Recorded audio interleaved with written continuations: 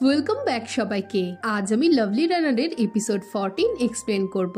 যারা আগের এপিসোডগুলো দেখোনি, ডেসক্রিপশনে লিংক দেওয়া আছে, ওখানে ক্লিক করে দেখে নাও। আর নতুন হলে চ্যানেলটা সাবস্ক্রাইব করে দাও। তো চলো শুরু করা যাক। তো এপিসোডের শুরুতে মৃত সঞ্জয়কে নিয়ে যাওয়ার সময় ইমসোল লক্ষ্য করে যে সঞ্জয়ের ঘড়িটা ব্লিঙ্ক করছে। এইদিকে ইমসোলের মনে পড়ে ঘড়িটা ব্লিঙ্ক তখনই করে যখন সেটা টাইম মেশিন হয়ে যায়। এই বুঝে ইমসোল সঞ্জয়ের কাছে গিয়ে ভাবে তাদের কখনো দেখা না হয় ভালো। এইভাবে ইমসোল সঞ্জয়ের ঘড়ির বাটন প্রেস করে আর সাথে সাথে সে পাস্টে তার স্কুলে পৌঁছে যায়। পরের দিনে সঞ্জয় তার বাড়ির সামনে একটা পার্সেল দেখে পৌঁছে এটা তাদের সামনের বাড়ির, তাই সে সেটা দিতে গেলে তখন ইমসোল তাকে দেখতে পায়। সঞ্জয়কে দেখে ইমসোল খুশি হয় আর সে যাতে তাকে এবার না দেখতে পায় তাই ইমসোল লুকিয়ে পড়ে। নেক্সট দিনে ইমসোল সঞ্জয়ের সাথে কাটানো মুহূর্তগুলো মনে করে আর বাড়ি ছেড়ে চলে যায়। আর এভাবে ইমসোল তাদের ভাগ্য বদলে দেয়। এখন বর্তমানে সঞ্জয় একজন অভিনেতা। সে পার্টিতে ইমসোলকে সিও লির পার্স নিতে দেখে ফেলে। এরপর সে যেতে থাকলে সিঁড়িতে তার সাথে ইমসোলের ধাক্কা লাগে আর দুজনের হাত থেকেই তাদের খামগুলো মাটিতে পড়ে যায়। সঞ্জয় বলে সে তাকে পার্স চুরি করতে দেখে ফেলেছে। এদিকে ইমসোল তাকে দেখে ঘাবড়ে চলে যেতে গেলে সঞ্জয় তাকে আটকায় আর তার চোখ থেকে জল পড়তে দেখে সে পাস্টের মতনই জানতে চায় সে কাঁদছে কেন। ইমসোল এসবের কোনো উত্তর না দিয়ে একটা খাম নিয়ে চলে যায়। তখনই একজন এসে সঞ্জয়কে স্টেজে যাওয়ার জন্য রেডি হতে বললে সঞ্জয় পড়ে থাকা খাম তুলে বলে এখানকার সিকিউরিটি ব্যবস্থা একদমই বাজে, এক সুন্দরী চোর ঘুরে বেড়াচ্ছে। অন্যদিকে ইমসোল তার গাড়িতে বসে বলতে থাকে সে এতদিন সঞ্জয়কে অ্যাভয়েড করে এসেছে, তবে আজ হঠাৎ কেন তাদের আবারও দেখা হলো। পরের দিনে ইমসোল বাড়ি এলে জো জানতে চায় সে কি খামটা পেয়েছে। এতে ইমসোল খামটা বের করে সেটা দুমড়োতে গেলে তার একটু খটকা লাগে। সে খামটা খুলে দেখে তাতে অ্যাওয়ার্ডের উইনারের নাম লেখা। এদিকে টিভিতে তখন সঞ্জয় উইনারের নাম বলতে গিয়ে ইমসোলের চিঠির প্রথম লাইন বলে ফেলে আর এজন্য অনলাইনে তাকে নিয়ে হাসাহাসি শুরু হয়। এসব দেখে বেক ও ডংসক হাসতে থাকলে সঞ্জয় রেগে যায়। বেক চিঠিটা পড়ে জানায় যে এটা কেউ ড্রাঙ্ক হয়ে তার বসের জন্য টাইপ করেছে। সঞ্জয় রেগে বলে সে ওই মহিলার জন্য সকলের কাছে হাসির পাত্র হয়ে গেছে। ডংসক বলে তাদের কিছু করার দরকার নেই, বোঝাই যাচ্ছে মহিলা অনেক স্ট্রেস থেকেই এটা লিখেছিল। এতে সঞ্জয় জানায় সে ওই মহিলাকে আর কখনোই দেখতে চায় না।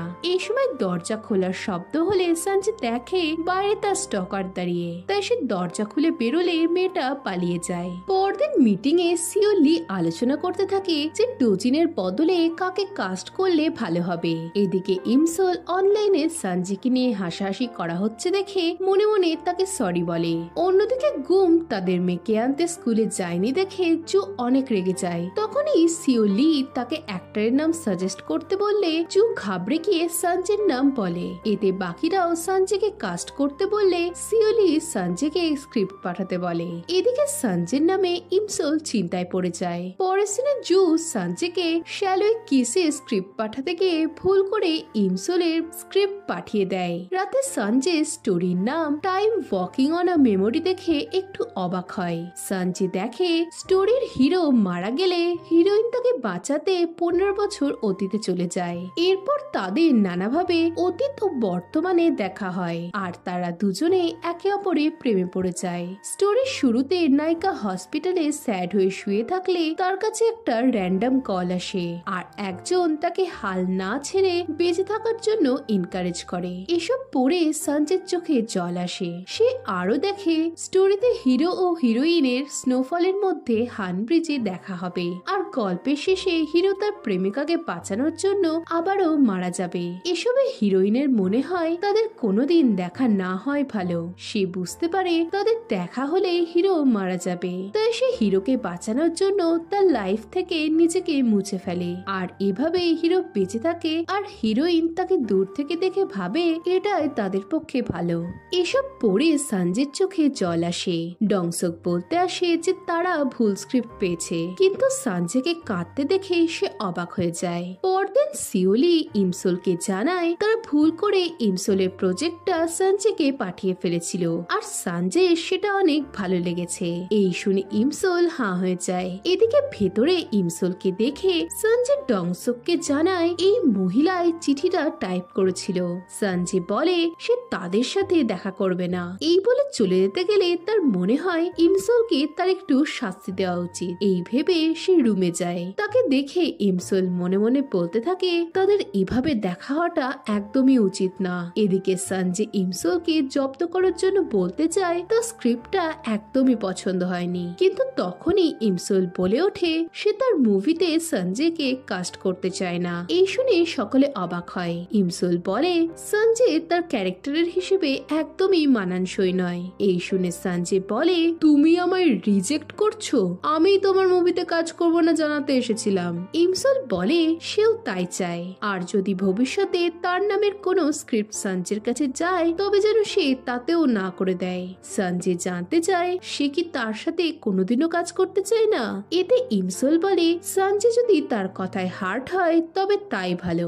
এই বলে ইমসোল চলে গেলে সঞ্জয়ের ইগো হার্ট হয়। নেক্সট সিনে ইমসোল ভাবে সে যা করেছে তাতে হয়তো সঞ্জয় হার্ট হয়েছে, কিন্তু এটাই তাদের পক্ষে ভালো। তাদের দেখা না হলে সঞ্জয় ভালো থাকবে। অন্যদিকে ডংসুক বলে যা হয়েছে ভালোর জন্যই হয়েছে। বন্ড সিনেমা রোমান্টিক মুভি বানায়, আর সঞ্জয়ের তো নিজেরই কোনো লাভ লাইফ নেই, তাই তার পক্ষে রোমান্টিক মুভি না করাই ভালো। এই শুনে সঞ্জয় আবারও ইগো হার্ট হয়। ডংসুক বলে আমি ভাবিনি তুমি কখনো এইভাবে রিজেক্ট হবে। সঞ্জয় রেগে বলে সেই আগে তাদের রিজেক্ট করেছে।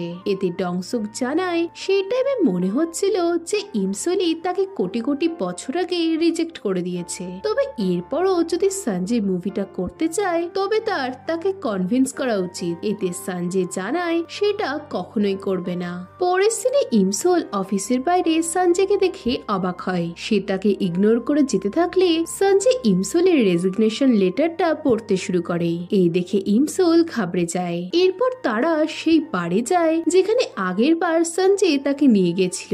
এরপর সঞ্জয় বলে সে পার্টিতে ইমসোলকে চোর ভেবেছিল, আর তার কারণে লাইভ শোতে তাকে অপদস্থ হতে হয়। এতে ইমসোল ক্ষমা চাইলে সঞ্জয় তাকে চোর ভাবার জন্য ক্ষমা চায়। এরপর সঞ্জয় বলে তোমার আমার মধ্যে তোর সব সমস্যা মিটে গেল। এতে ইমসোল বলে এরপরও সে সঞ্জয়কে কাস্ট করবে না। সঞ্জয়ের কারণ জানতে চাইলে ইমসোল বলে সে তার ড্রামায় ফিট হবে না। এই শুনে সঞ্জয় জানতে চায় ইমসোল তবে কার কথা ভাবছে। এতে ইমসোল ঘাবড়ে গিয়ে এক 50 বছর বয়সী অ্যাক্টরের নাম বললে সঞ্জয় অবাক হয়ে জানতে চায় সে কি করে হাই স্কুল স্টুডেন্টের অ্যাক্টিং করবে। এতে ইমসোল বলে সে মেকআপ ও সিজিআই দিয়ে সব ঠিক করে দেবে, আর তাকে না পেলে সে কোনো নতুন অ্যাক্টরকে কাস্ট করবে। এতে সঞ্জয় বলে সেও তো নতুন। এতে ইমসোল বলে তাকে ওপরওয়ালা সঞ্জয়কে কাস্ট করতে বারণ করেছে। এতে সঞ্জয় অবাক হয় আর জানতে চায় ইমসোল কি ভাগ্যে বিশ্বাস করে। এতে ইমসোল জানায় সে এমন কিছু করে না যা তার ভাগ্য চায় না। নেক্সট সিনে ইমসোল বাসে যেতে যেতে সঞ্জয়ের কথা ভেবে কাঁদতে থাকে। পরের সিনে সঞ্জয় স্বপ্নে কাউকে জলে পড়ে যেতে দেখে ভয় পেয়ে জেগে ওঠে। নেক্সট সিনে বেক বলে ইমসোল হয়তো তাকে হেট করে বলেই রিজেক্ট করেছে। এতে সঞ্জয় জানায় তাদের কখনো দেখাই হয়নি, তবে কেন সে তাকে হেট করবে।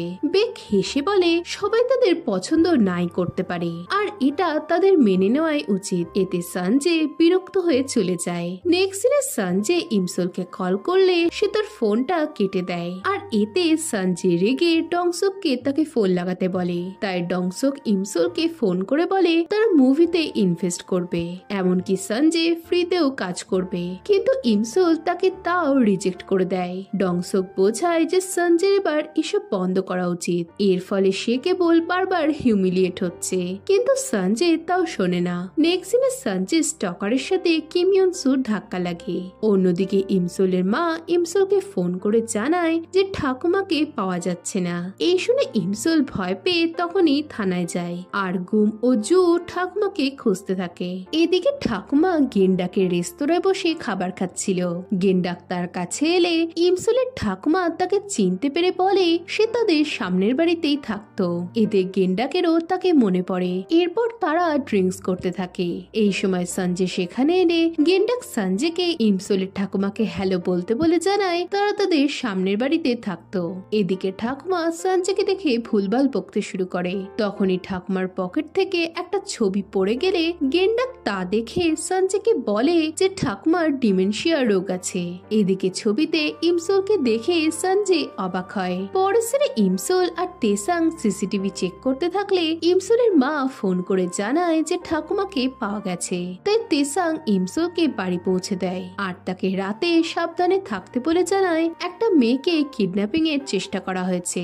এই শুনে ইমসোলের খটকা লাগে। ইমসোলের বাড়ি ফিরতে বেশি রাত হলে তেসাং বলে সে তাকে বাড়ি পৌঁছে দেবে। এতে ইমসোল তার পেছনে সময় না দিয়ে তার গার্লফ্রেন্ডকে সময় দিতে বলে। এতে তেসাং বলে সে তো ইমসোলকে তার গার্লফ্রেন্ড বলে ভাবে। এতে ইমসোল জানায় সে কেবল তার ফ্রেন্ড। এরপর তেসাং চলে গেলে সঞ্জয় জানতে চায় ওটা কি তার বয়ফ্রেন্ড ছিল। এদিকে সঞ্জয়কে তার বাড়ির সামনে দেখে ইমসোল অবাক হয়। সে ভাবে সঞ্জয় হয়তো তার পিছু করছে।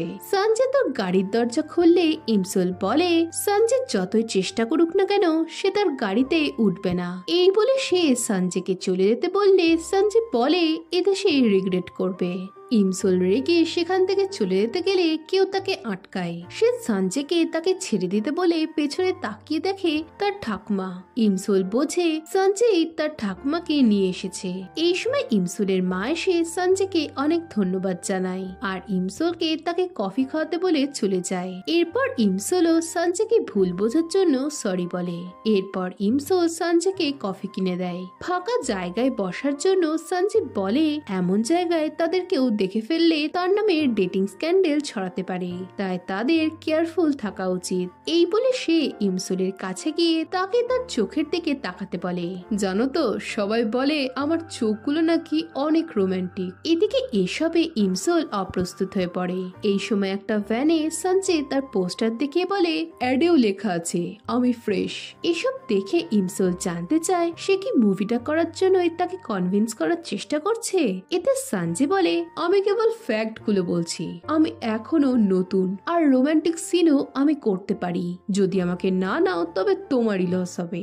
এই সময় দুটো মেয়েকে দেখে সঞ্জয় ভাবে তারা হয়তো সঞ্জয়কে চিনতে পেরেছে, তাই সে তাদের অটোগ্রাফ দিতে চায়। কিন্তু মেয়েগুলো তাকে টাকা ধরিয়ে সিগারেট এনে দিতে বলে। এই শুনে ইমসোলের হাসি পায়। সঞ্জয় জানতে চায় তারা কি তাকে চেনে না। এতে মেয়েগুলো না বললে সঞ্জয় অনেক অপ্রস্তুত হয়ে পড়ে আর এসবে ইমসোল হাসতে থাকে। ইমসোলকে হাসতে দেখে সঞ্জয় তার দিকে তাকিয়ে থাকলে ইমসোল চুপ হয়ে যায়। এরপর বাড়ি ফেরার সময় সঞ্জয় ইমসোলকে বলে তারা আগে প্রতিবেশী ছিল। ইমসোল কি আগে তাকে দেখেছে? এতে ইমসোল না বললে সঞ্জয় বলে তার ইমসোলকে অনেক চেনা চেনা লাগে। এরপর ইমসোল বলে যদি সিওলি মুভি করার কথা বলে তবে সঞ্জয় যেন না করে দেয়। এই বলে ইমসোল চলে গেলে সঞ্জয় তাকে দেখতে থাকে। এই সময় তার আবারও কিছু ভিশন আসে। অন্যদিকে ইমসোল বাড়ি এলে ঠাকুমা বলে আমি ঠিক করেছি না, তুমি ওকে অনেক মিস করো আমি জানি।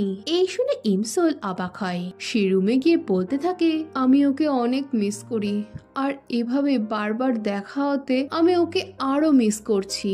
নেক্সট দিনে সঞ্জয় স্টকার থানায় কমপ্লেন লেখাতে আসে। তেসাং জানতে চায় সে কি লোকটার মুখ দেখেছে। এতে মেয়েটা হ্যাঁ বলে। পরদিন সিওলি ইমসোলকে জানায় সঞ্জয় মুভিটা করতে চায়। এতে ইমসোল বলে এটা হলে সে কোম্পানি ছেড়ে দেবে। এই বলে ইমসোল তার আইডি রেখে চলে গেলে সিওলি অবাক হয়। জু তাকে আটকাতে গেলে ইমসোল তার উপর চিৎকার করে বলে সে কেন তার প্রজেক্টটা সঞ্জয়কে পাঠালো। যদি সেটা না করতো তবে আজ এসব কিছুই হতো না। এই বলে ইমসোল কাঁদতে কাঁদতে চলে গেলে জু অবাক হয়। এদিকে ডংসুক জানায় সিওলির মুভির ব্যাপারে তার সাথে মিট করতে চায়, কিন্তু ডাইরেক্টর ইমসোল এসবে থাকবে না। পরের দিনে ইমসোল অ্যামিউজমেন্ট পার্কে যায়। সেখানে চারিদিক দেখে তার সঞ্জয়ের সাথে কাটানো মুহূর্তগুলো মনে পড়ে। নেক্সট দিনে দেখি সঞ্জয়েরও অ্যামিউজমেন্ট পার্কে শুট ছিল। ডংসুক জানায় আজ শুট ক্যান্সেল হয়ে গেছে। আছে। অন্যদিকে তেসাং সিসিটিভিতে কিম ইয়নসুকে দেখতে পায়। তার ফেস সঞ্জয় স্টকারের বলা বর্ণনার সাথে মিলে যায়। পরে সিনে ইমসোল জায়ান্ট হুইলে ওঠে। তখনই সঞ্জয়ও সেখানে চলে এলে ইমসোল অবাক হয়। সঞ্জয় জানায় সে এখানে শুটিং এ এসেছিল। নাগরদোল্লা দেখে তার মনে পড়ে স্ক্রিপ্টেও নাগরদোলায় একটা সিন আছে, তাই সে এসেছে। ইমসোল বলে নাগরদোলায় একসাথে ওঠার মতো এতটা ক্লোজও তারা নয়। সঞ্জয় বলে যতক্ষণ না ফুল সার্কেল তৈরি হচ্ছে ততক্ষণ তুমি পালাতে পারবে না। এরপর সঞ্জয় বলে তুমি কি সত্যি আমাকে হেট করো? শুনলাম তুমি টিমেও থাকছো না। এতে ইমসোল বলে হ্যাঁ, সে কোম্পানি ছেড়ে দিয়েছে। সঞ্জয়ের কারণ জানতে চাইলে ইমসোল তাকে চুপচাপ বসে থাকতে বলে। সঞ্জয় জানতে চায় মুভিটা কি এভাবেই শেষ হবে? ছেলেটা কি তার ভালোবাসার মানুষকে সত্যিই ভুলে যাবে? এটা তো স্যাড এন্ডিং হলো। ইমসোল বলে মেয়েটার নজরে দেখলে এটা একটা হ্যাপি এন্ডিং, সে ছেলেটাকে বাঁচিয়েছে। এতে সঞ্জয় বলে সে তার ভালোবাসা হারিয়েছে, সে কি সত্যি এসবে খুশি? আমার মনে হয় না মুভিটা চলবে। এতে ইমসোল তাকে এটা করতে বারণ করে। সঞ্জয় বলে স্ক্রিপ্ট পড়ার পর থেকে তার সাথে অদ্ভুত কিছু ব্যাপার ঘটছে, তার কান্না পাচ্ছে, অদ্ভুত কিছু স্বপ্ন সে দেখছে, আর মনে হচ্ছে সেগুলো যেন তার সাথেই ঘটেছে। এখানে দেখি সঞ্জয় পার্কে ঘুরতে থাকলে তার ভিশন আসে সে আগেও এখানে এসেছে। এতে সঞ্জয় অবাক হলে সে ইমসোলকে দেখে। সঞ্জয় বলতে থাকে সে কখনো এখানে না এলেও তার ফিল হচ্ছে যে সে এসেছে, আর তাই সে মুভিটা করতে চায়। এদিকে এসব শুনে ইমসোলের চোখে জল আসে। সে বলে যদি আমি বলি তুমি আমার কাছাকাছি এলে মারা যাবে, তাহলে ওকে তুমি এটা চাও? এই সময় নাগরদোল্লা কেঁপে উঠলে সঞ্জয় ইমসোলকে পড়ে যাওয়া থেকে আটকায়, আর এতে তার গলার পেন্ডেন্টটা বেরিয়ে আসে। আর সেটা দেখে ইমসোলের মনে পড়ে সঞ্জয় নাগরদোল্লায় বসেই তাকে এই পেন্ডেন্টটা গিফট করেছিল। এই দেখে ইমসোল অবাক হয়ে তার দিকে তাকিয়ে থাকে। নাগরদোল্লা আবারও কাঁপলে তারা কাছাকাছি চলে আসে। সঞ্জয় বলে হয়তো তারা এখনই একসাথেই মারা যাবে। এই শুনে ইমসোল ভাবে তাদের ভাগ্য হয়তো নাগরদোল্লার মতনই গোল গোল ঘুরছে। আর এর সাথে এপিসোড 14 এখানেই শেষ হয়ে যায়। তো সঞ্জয় আর ইমসোল কি এক হতে পারবে, না তাদের ভাগ্য আবারও তাদের আলাদা করে দেবে? এর উত্তর পেতে হলে ভিডিওটাতে লাইক ও কমেন্ট করো। আর আমরা 10K হওয়ার খুব কাছেই চলে এসেছি, তাই এখনো যদি সাবস্ক্রাইব না করে থাকো তবে এখনই করে দাও। তো দেখা হচ্ছে নেক্সট ভিডিওতে। বাই।